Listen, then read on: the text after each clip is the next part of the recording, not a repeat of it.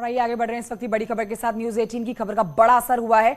पशुपालन घोटाले पर सीएम ने दिए हैं जांच के आदेश। 2 सीनियर अफसरों को सौंपी जांच।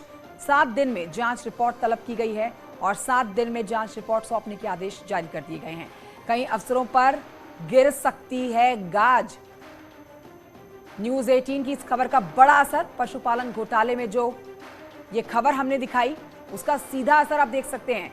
सीएम योगी ने इस मामले पर जांच के आदेश दे दिए हैं और इस जांच के दायरे में जो लोग आए हैं उसमें 2 सीनियर ऑफिसर्स हैं जिनको ये जो जांच सौंपी गई है। इनको 7 दिन में जांच रिपोर्ट सौंपने के आदेश दिए गए हैं। आप मान सकते हैं कि इस बड़े घोटाले में कई बड़े नाम भी सामने आ सकते हैं। मुख्यमंत्री योगी आदित्यनाथ के पास ये मामला पहुंचा। हमने इस खबर को प्रमुखता के साथ दिखाया और अब जांच बिठा दी गई है इस पूरे मामले पर। कई अफसरों पर गिर सकती है गाज। अनामिका मेरी सहयोगी और जानकारी के साथ इस खबर पर मौजूद है। अनामिका, हमने दिखाई ये खबर, उसके बाद ये असर हुआ है। गंभीर आरोप। हाँ,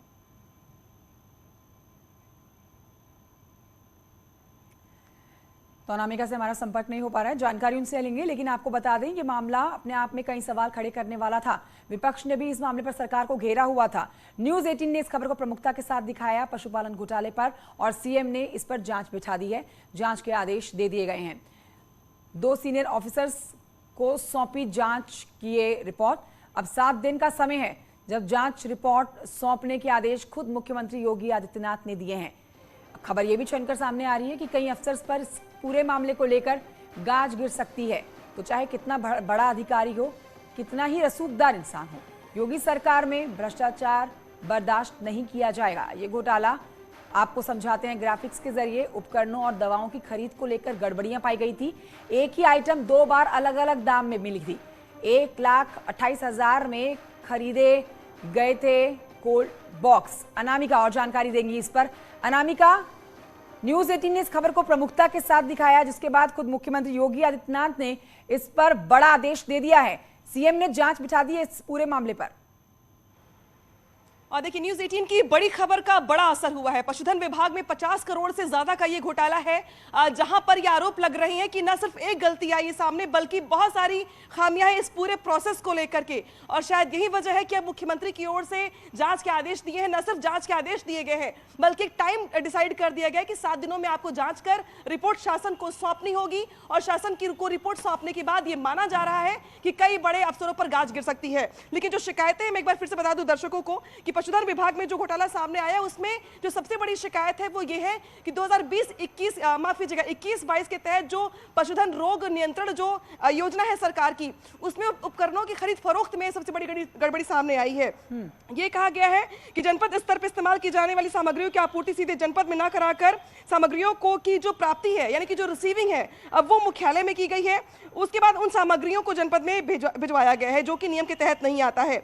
जेम जो पोर्टल है जिसके जरिए खरीदा जाता है चीजों को, उसमें भी गड़बड़ी की बात सामने आई है। और ये कहा गया है कि जेम पोर्टल में जो टाइम पीरियड होता है खरीदने का, प्रोसेसिंग का या यूं कहे तो डॉक्यूमेंटेशन का, उसको कट शॉर्ट करके 5 दिनों में ही कर दिया गया, यानी कि कम से कम समय में रफा दफा करने का प्रयास किया गया यहाँ पर।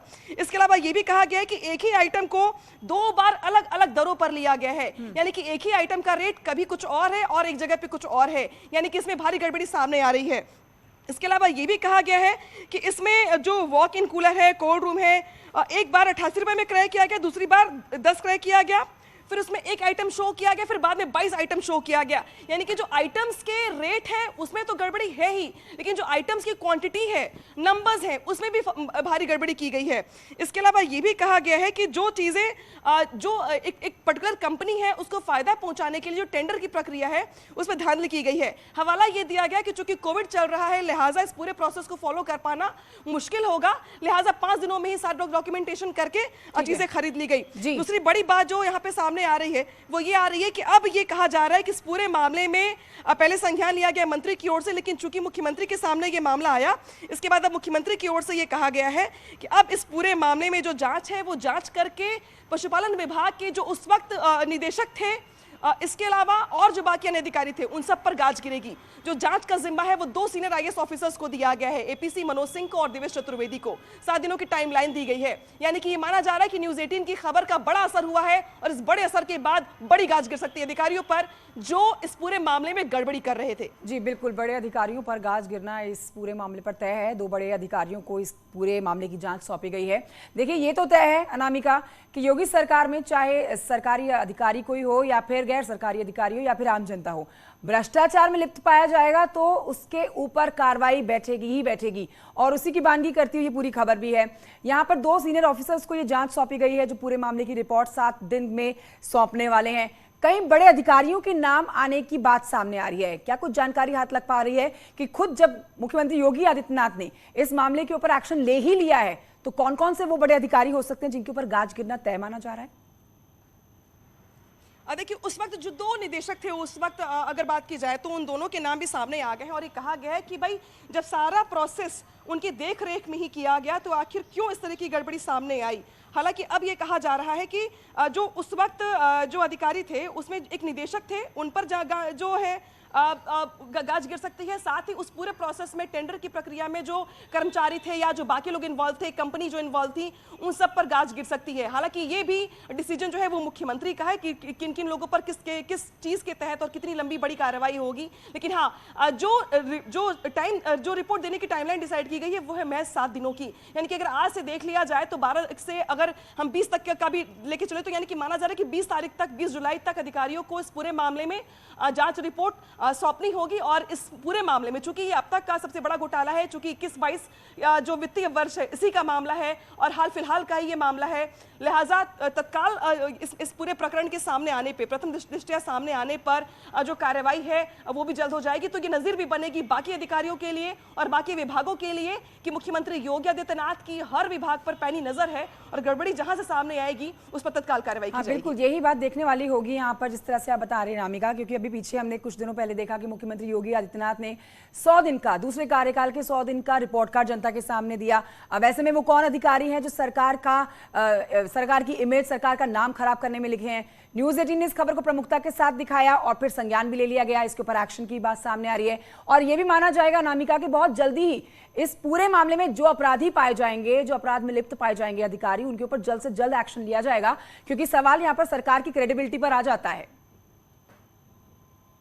और देखिए, शायद यही वजह है कि मुख्यमंत्री ने तत्काल इस पूरे प्रकरण के सामने आने के बाद इस पर डिसीजन लिया और ये कहा कि 7 दिनों में रिपोर्ट आप मुझे सौंपी। और इसके बाद ये कहा जा रहा है कि जो गड़बड़ी सामने आई है, हालांकि आप याद करिए कि जब जेम पोर्टल की शुरुआत की गई थी तो उसमें सबसे बड़ा जो उसका फायदा था, जो गिनवाया जा रहा था सरकार की ओर से, जो दावा था सरकार की ओर से, वो यही था कि जेम पोर्टल से चीजों की खरीद करने से ट्रांसपेरेंसी बनी रहेगी। जो धांधली होती थी, जो अधिकारी अपने करीबी लोगों को फायदा पहुंचाने का प्रयास करते थे, अगर वो जेम पोर्टल के जरिए खरीदते हैं चीजों को तो उन क्राइटेरिया को फुलफिल करना होगा, टर्म्स कंडीशंस को फुलफिल करना होगा, जो टाइमलाइन होगी उसको फुलफिल करना होगा।